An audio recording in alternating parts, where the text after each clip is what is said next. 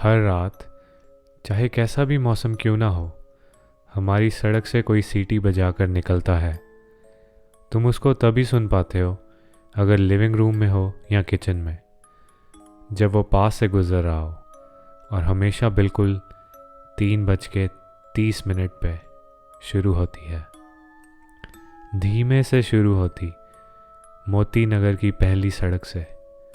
हमारा घर सड़क के बीच में है, इसलिए वो सीटी पूरी सड़क में होती हुई एंड तक सुनती है। जब मैं छोटा था तो मैं और मेरी बहन कुछ रात किचन में छिपकर सुनते थे। माँ बाप को पसंद नहीं था ये, और हमें बहुत डांट पड़ती थी अगर वो पकड़ लेते। पर वो कभी इतने स्ट्रिक्ट नहीं थे, क्योंकि हमने हमेशा उनके एक पक्के उसूल का पालन किया। जो भी सीटी मार रहा हो, कोशिश भी मत करना देखने की। ये था वो उसूल।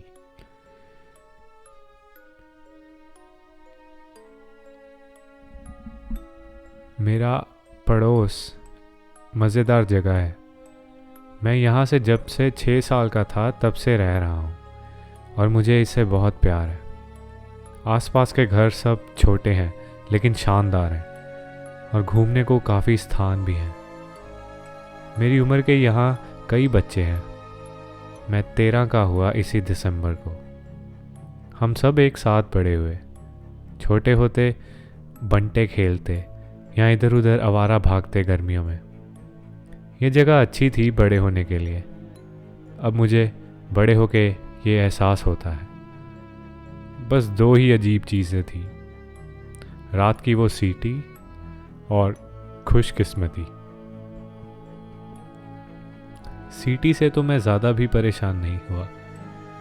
जैसे मैंने कहा, मेरे बेडरूम से तो सुनती भी नहीं थी, लेकिन माँ बाप कोई उसके बारे में बात नहीं करना पसंद करते थे, इसलिए मैंने सवाल पूछने बंद कर दिए। मेरे पापा बहुत शक्तिशाली हैं, काफ़ी लंबे और शांत स्वभाव के। उनकी बोली में हरियाणवी एक्सेंट है, लेकिन शादी के बाद वो राजस्थान बस गए। पापा का परिवार, मेरे दादा दादी, वो हिमाचल से हैं, जितना मुझे उन्होंने बताया। मेरे पापा इतने शांत, अपनी शांति खो बैठते हैं जब भी वो सीटी बजाने वाला आता है। उनकी बोलने की गति थोड़ी तेज़ हो जाती है, आंखें भी ज़्यादा हिलती हैं, और वो हमें बोलते हैं कि ज़्यादा नहीं सोचना, और हमेशा वो पक्का उसूल याद रखना, बाहर नहीं देखना जब वो सीटी वाला बाहर से निकल रहा हो। वैसे भी हम नहीं देख सकते थे, चाहे कोशिश भी कर लेते, क्योंकि घर की सारी खिड़कियां अंदर से ढकी हुई हैं शटर के साथ, और पापा हर रात सोने से पहले ये सारे शटर लॉक करते हैं और चाबी अपने कमरे में रखते हैं। और मेरी माँ पता नहीं क्या सोचती हैं वो सीटी के बारे में। मैंने उनको 3:30 बजे से पहले लिविंग रूम में देखा है कई बार। अपने कमरे के दरवाजे को हल्का सा खोलकर मैं झांक सकता हूँ लिविंग रूम में। वो वहाँ अक्सर नहीं होती जहाँ तक मैंने देखा है, पर 1-2 बार हर महीने वो वहाँ बाहर हमारे लाल सोफे पर बैठती हैं, बस सुनती रहती। वो हर रात सीटी की ट्यून सेम सी होती है, हंसमुख सी।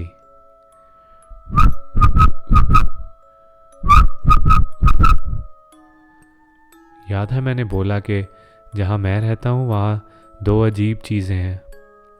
ये सीटी के सिवाय हर कोई हमारे पड़ोस में बहुत खुशकिस्मत है।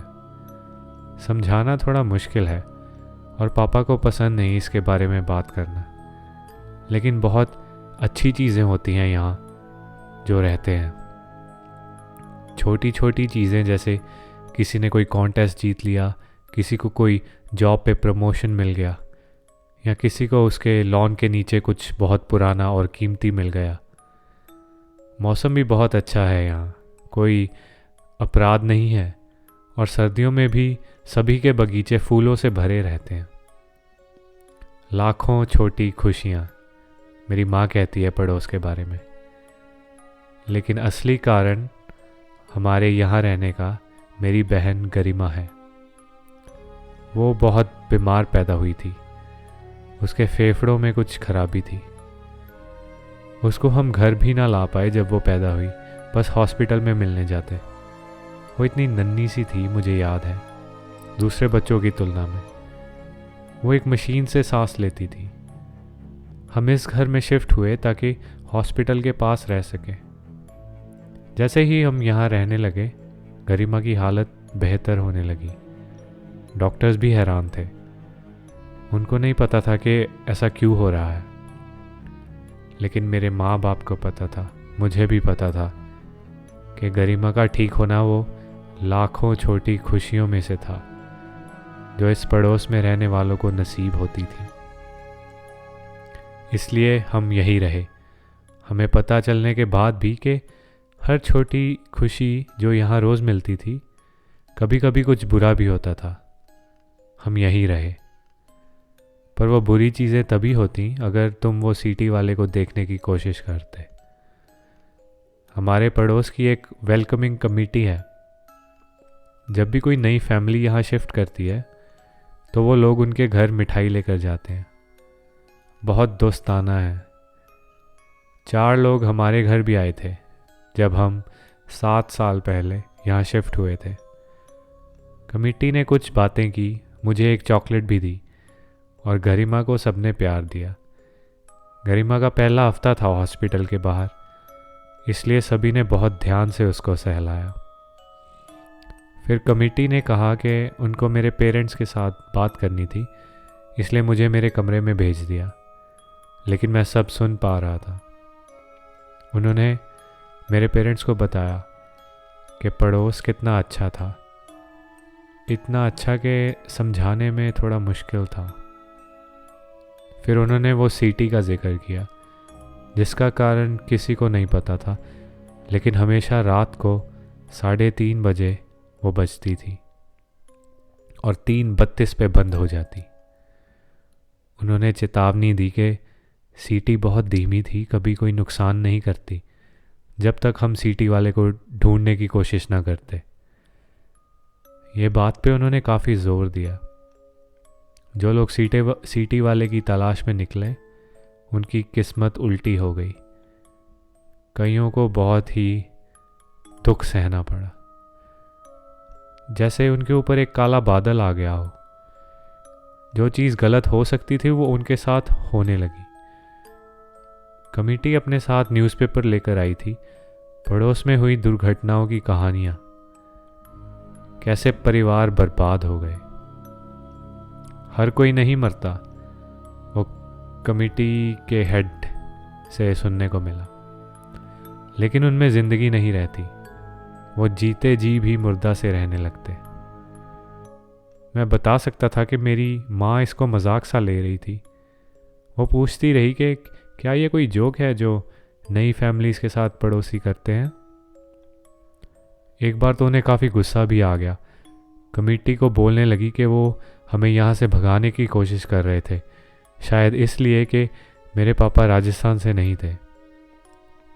पापा ने उनको शांत किया, बोला कि उनके नए पड़ोसी उनका फ़िक्र कर रहे थे और बस मदद कर रहे थे। पापा ने बोला कि वो भी ऐसी कहानियाँ सुनते थे जब छोटे थे, और उनको पता था कि हमारे बीच अजीब चीज़ें घूमती हैं, कुछ अच्छी और कुछ बुरी। कमेटी के जाने के बाद पापा हार्डवेयर स्टोर गए, वहाँ से शटर्स और लॉक्स लेकर आए और हर खिड़की पे लगा दिए। वो पहली रात घर में मैं अपने कमरे से 3:25 पे छुपके से निकला, लेकिन पापा वहाँ लिविंग रूम में बैठे थे, मेरी बहन गरिमा को पकड़े हुए। मुझे उंगली से श्श किया और अपने पास बुलाया। हम सोफे पे बैठे और इंतज़ार करने लगे। ठीक 3:30 बजे हमें सीटी सुनी।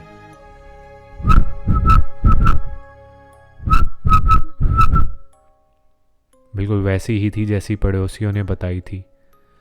हर रात सीटी बजती और हम कभी ना देखते, बस अपनी लाखों छोटी खुशियों का आनंद मानते। गरिमा अब बिना मशीन के सांस लेती है और एक मजबूत लड़की बन गई है। मेरे पापा ने भी वेलकमिंग कमेटी ज्वाइन कर ली। नई फैमिलीज अक्सर शिफ्ट नहीं करती यहाँ, कोई क्यों छोड़ना चाहेगा ऐसा पड़ोस। लेकिन जब कोई नई फैमिली आती है, मेरे पापा और वेलकमिंग कमेटी मिठाई और अखबारें लेकर उनका स्वागत करने ज़रूर जाते हैं। मैं पापा की शक्ल से ही बता देता कि वो नई फैमिली ने कमेटी की बातों को सीरियस लिया या नहीं। कुछ देर पहले ही एक नया परिवार हमारे घर के साथ शिफ्ट हुआ। उस घर की पुरानी मालकिन 104 साल की होकर मरी। उन्होंने बहुत अच्छी और लंबी ज़िंदगी जी थी। हमारे नए पड़ोसी भी लगता था कि अच्छे से जम जाएंगे पड़ोस में। उन्होंने वेलकमिंग कमेटी की बात को मानते हुए शटर्स खरीद लिए। उनके घर भी एक छोटा बच्चा था। मेरे पापा ने हमें कभी वो अखबार की कहानियाँ नहीं देखने दी, लेकिन काफ़ी ठोस सबूत होंगे, क्योंकि हमारे पड़ोसी बिना कुछ बोले पहला महीना आराम से रहे।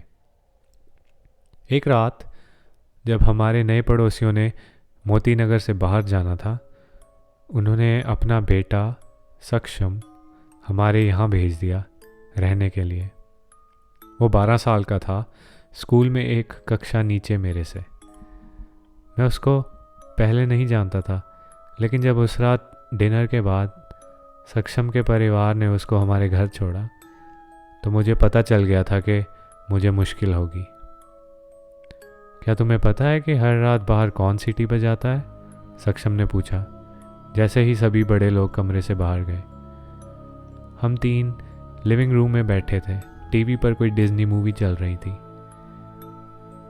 मैं और मेरी बहन ने एक दूसरे को देखा। हम उसके बारे में बात नहीं करते, मैंने कहा। मुझे लगता है वो जो पागल आदमी जो कोने में बड़े से पीले घर में रहता है वो बजाता है, सक्षम ने कहा। गुप्ता अंकल? मेरी बहन ने पूछा। हो ही नहीं सकता, वो तो इतने अच्छे हैं, सक्षम ने कहा। पता नहीं, शायद अंदर से वो साइको हो। गरिमा तनाव में आ गई। मैंने फिर से कहा, हम उस बारे में बात नहीं करते। चलो मेरे कमरे में जाकर वीडियो गेम्स खेलते हैं। अगले कुछ घंटे हमने गेम्स खेली, पॉपकॉर्न खाए और मूवीज़ देखी, लेकिन सक्षम को चैन नहीं आया। जब मेरे पेरेंट्स ने हमें गुड नाइट कह दिया था और सब शटर बंद करके सोने चले गए थे, तो सक्षम अपने बेड से उठा और मेरे और गरिमा के पास चल कर आया। क्या तुमने कभी देखने की कोशिश की है? उसने पूछा। टाइम होने वाला है। मैंने घड़ी देखी और झटका सा लगा कि हाँ, 3:30 होने को थे। नहीं, मैं बोलने लगा। देखो, मैं नहीं देख सकता क्योंकि मेरे पापा हर रात शटर लॉक करके चाबी अपने पास रखते हैं, वो बीच में बोल पड़ा। हमारे पापा भी यही करते हैं, गरिमा ने कहा। नहीं, सक्षम ने कहा, तुम्हारे पापा नहीं करते ऐसा। तुमने देखा ना उनको लॉक करते हुए? मैं थोड़ा ऊंची बोल पड़ा। सक्षम हंस पड़ा। तुम्हारे पापा लॉक तो करते हैं, लेकिन वो चाबी छुपाते नहीं, वो नॉर्मल की चेन में रखते हैं चाबी। फिर? मैंने पूछा। मुझे पता था कि आगे वो क्या बोलने वाला था। मैंने भी देखा था कि पापा अब इतने सालों बाद चाबी छिपाते नहीं थे, क्योंकि उनको पता था कि हम वो उसूल नहीं तोड़ेंगे।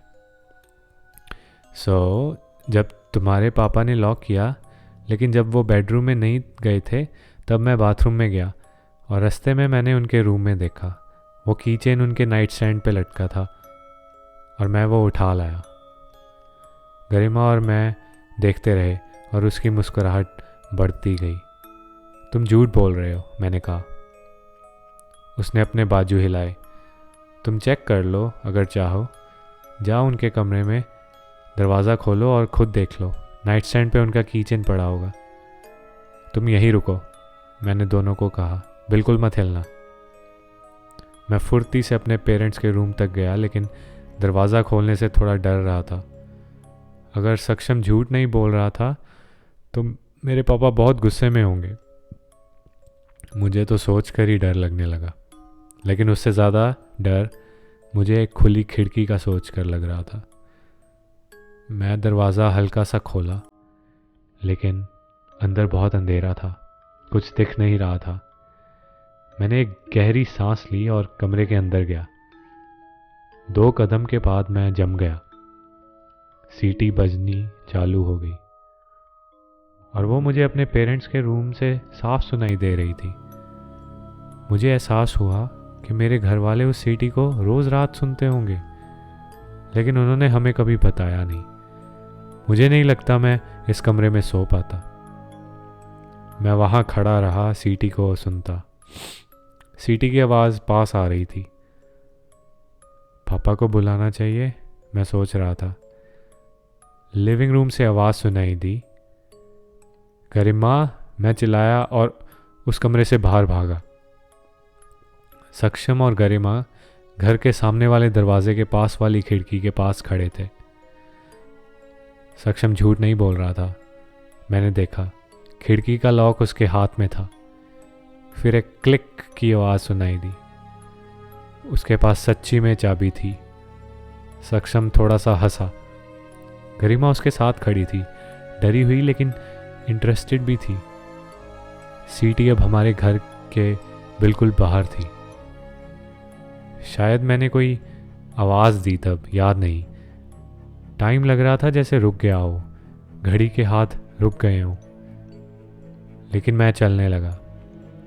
मैं तेज़ नहीं हूँ, कभी स्पोर्ट्स में अच्छा नहीं था, लेकिन मैं झटके में गरिमा के पास पहुँच गया। मैं गरिमा को देख रहा था, लेकिन सक्षम के शटर खोलने की आवाज़ मुझे सुनाई दे रही थी। सीटी बिल्कुल खिड़की के बाहर बज रही थी, लेकिन मैंने गरिमा को गले लगाया हुआ था और उसका चेहरा खिड़की से उल्टी दिशा को किया हुआ था। मैंने भी अपनी आंखें बंद कर ली। खिड़की का शटर एकदम से खुला। सीटी बजनी रुक गई। गरिमा मेरी बाहों में कांप रही थी। मत देखना, ओके? घूमना मत, मैंने उसको कहा। हम दोनों ऐसे खड़े थे कि गरिमा की पीठ थी खिड़की की तरफ और मेरा चेहरा, लेकिन मेरी आंखें अभी भी बंद थी। मैंने अपनी एक बाजू सक्षम की तरफ बढ़ाई, उसकी बाजू को टच किया। वो गरिमा से भी ज़्यादा कांप रहा था। सक्षम, मैंने पूछा। शांति। मैंने हाथ और आगे खिड़की की तरफ बढ़ाया, बिना आंखें खोले। ग्लास बहुत ठंडा था, मौसम के हिसाब से कुछ ज़्यादा ही ठंडा था। मैंने अपना हाथ ऊपर किया, शटर को बंद करने की कोशिश में। मैं नहीं सोचना चाहता था कि खिड़की की दूसरी साइड क्या था। फिर शटर तक मेरा हाथ पहुंचा और मैंने ज़ोर से नीचे को शटर बंद कर दिया। मैंने अपनी आंखें खोली। अंधेरा था, लेकिन किचन से धीमी सी जो लाइट आ रही थी, उससे मैं सक्षम को देख पाया। छोटा सा और एक डरा हुआ बंद खिड़की को घूर रहा था। सक्षम, मैंने फिर से पूछा। वो मेरी तरफ मुड़ा और चिल्लाने लगा। घर में हलचल होने लगी। हॉल में लाइट्स ऑन हुई, फिर लिविंग रूम्स में। मेरे पापा मम्मी भागते हुए आए। मैं मुड़कर उनकी तरफ नहीं देखा, मैं बस सक्षम को देखता रहा। उसका रंग उतरा हुआ था। उसने अपने होंठ इतनी ज़ोर से काटे कि खून बह रहा था और उसका पेशाब भी उसकी पैंट में निकल गया था। क्या हुआ? पापा ने पूछा। मैं उनकी तरफ मुड़ा और बोला, उसने देखा। मैंने कभी पापा को पहले इतना डरा हुआ नहीं देखा था, लेकिन उस रात मैंने देखा। उनकी शक्ल पे एक भद्दा डर था, वो डर जो सिर्फ एक बाप या माँ महसूस कर सकती है। बस सक्षम ने? उन्होंने पूछा। मैंने सिर हिलाया, हाँ। पापा ने अपनी सांस छोड़ी। उनकी टेंशन कम हुई। ऐसा लगा कि वो खुशी मनाने लगे हों। लेकिन फिर जब सक्षम को उन्होंने देखा, उनका चेहरा फिर से बदल गया। दरवाजे पर किसी ने दस्तक दी। हम सब रुक गए। सक्षम रोने लगा। जवाब मत देना, मम्मी ने बोला। उस रात वो भी यकीन करने लगी। मैंने देखा कि दोनों मम्मा पापा ने बेसबॉल बैट्स उठाए हुए थे। फिर से दस्तक हुई, इस बार थोड़ी ऊंची। प्लीज़ दरवाज़ा मत खोलना, सक्षम ने कहा। पापा उसके पास गए और अपने गले लगा लिया। हम नहीं खोलेंगे, पापा ने प्रॉमिस किया। आज रात यहाँ कुछ नहीं आएगा। That that that. इस बार दस्तक इतनी तेज थी कि सारा दरवाज़ा हिल गया। सक्षम फिर से चिल्लाया और गरिमा जोर से मेरे गले चिपक गई। मम्मी भी पास आ गई और नीचे झुककर हम दोनों को गले लगा लिया। That that that. पुलिस बुलाओ, मम्मी ने पापा को धीमे से कहा। दस्तक अचानक से रुक गई। पापा ने पीछे मुड़ के बोला, शायद वो बीच में ही रुक गए क्योंकि फिर से दस्तक आई। इस बार बहुत हल्की सी। ठह ठह ठह। पुलिस, दरवाजे के पीछे से कोई बोला। वो आवाज़ बिल्कुल मेरी मम्मी की आवाज़ जैसी थी, जैसे कोई तोता हो और उनके शब्द दोहरा रहा हो। पुलिस बुलाओ, पुलिस, ठप ठप ठप, पुलिस। मम्मी ने हमें और पास कर लिया। Police police police police. Please रुक जाओ, मैंने मम्मी को बोलते सुना। मुझे नहीं लगता उनको बुलाने से कुछ होगा, पापा ने कहा। हमें कैसे पता लगेगा कि कब असली पुलिस है दरवाजे पर। दस्तक और ज़ोर से बज रही थी, दरवाज़ा हिल रहा था। फिर शांति। कुछ देर कुछ नहीं हुआ। फिर से दस्तक सुनाई दी, लेकिन इस बार घर के पीछे वाले दरवाजे से आ रही थी। हम सभी एकदम से उस तरफ मुड़े, लेकिन दस्तक अचानक फिर से आगे वाले दरवाजे से आने लगी। आगे से पीछे, पीछे से आगे, ज़ोर से, धीमे से, ज़ोर से। फिर दोनों दरवाज़ों से एक साथ दस्तक की आवाज़ आने लगी, जैसे कोई हथौड़ा मार रहा हो। फिर घर की सारी खिड़कियों पे दस्तक होने लगी, फिर दीवारों पे। ऐसे लग रहा था जैसे घर एक ड्रम हो और बाहर से बहुत से लोग उस ड्रम को बजा रहे हों। रुक जाओ, सक्षम चिल्लाया। दस्तक रुक गई। मैं नहीं बताऊंगा, सक्षम बोला, दरवाजे की तरफ देखते हुए। वादा करता हूँ किसी को नहीं बताऊंगा जो मैंने देखा, बस प्लीज चले जाओ। हमने पूरे 1 मिनट इंतजार किया। फिर एक नरम सी ठप ठप ठप की आवाज आई, उसी खिड़की से जिसको सक्षम ने खोला था। सक्षम रोने लगा, जैसे किसी कैदी को फांसी की सजा हो रही हो। पापा ने उसको पकड़ा हुआ था, उसके बालों को सहला रहे थे, लेकिन कभी उसको ये नहीं बोला कि सब ठीक हो जाएगा। खिड़की पे दस्तक सारी रात होती रही। हम लिविंग रूम में ही रहे, पता नहीं कितनी देर। फिर मम्मी ने हम बच्चों को मेरे रूम में लेके जाने की कोशिश की। पापा दरवाजे के पास खड़े थे, लेकिन जैसे ही हम मेरे बेडरूम में जाते, दस्तक इतनी तेज़ हो जाती कि उसको नज़रअंदाज करना नामुमकिन था। मुझे डर था कि कहीं दरवाज़ा ना टूट जाए। जब लिविंग रूम में वापस जाते तो दस्तक रुक जाती, बस खिड़की पर ठप ठप ठप होती रहती। उस रात हम कोई नहीं सोया। सुबह 7 बजे के आसपास दस्तक रुक गई। जब सूरज चढ़ा तब हमने 2 घंटे और वेट किया। फिर पापा ने खिड़की का शटर खोला, फिर दरवाज़ा खोला। वो बाहर गए और फिर वापस आए। ओके, हो गया, वो बोले। सक्षम ने पापा मम्मा दोपहर को आए। मेरे पेरेंट्स सक्षम को उसके घर छोड़ने गए और वो काफ़ी देर घर के अंदर ही थे। गरिमा और मैं खिड़की से देख रहे थे। वो सारा दिन मेरे साथ ही चिपकी रही, मेरा हाथ पकड़े हुए। जब मम्मी पापा वापस घर आए तो उनके चेहरे उतरे हुए थे, लेकिन उन्होंने बताया नहीं कि सक्षम की फैमिली को उन्होंने क्या कहा। संडे था, सो हम सब ने पिज़्ज़ा ऑर्डर किया और मूवीज़ देखी। उस रात सभी मेरे कमरे में सोए। गरिमा और माँ मेरे साथ मेरे बेड में और पापा नीचे गद्दे पर। उस रात कोई दस्तक नहीं हुई, ना ही तब से कोई और रात को हुई। उसके बाद हमने सक्षम और उसकी फैमिली को ज़्यादा नहीं देखा, लेकिन थर्सडे तक उनके घर के बाहर सामान ले जाने वाला एक ट्रक खड़ा था। गरिमा और मैंने उनको अपना सामान पैक करते देखा स्कूल के बाद। मुझे अभी भी याद है उनकी शक्लें कितनी थकी हुई थी, ऐसे जैसे बहुत दिनों से सोए ना हो और बस कोई एनर्जी ना हो शरीर में।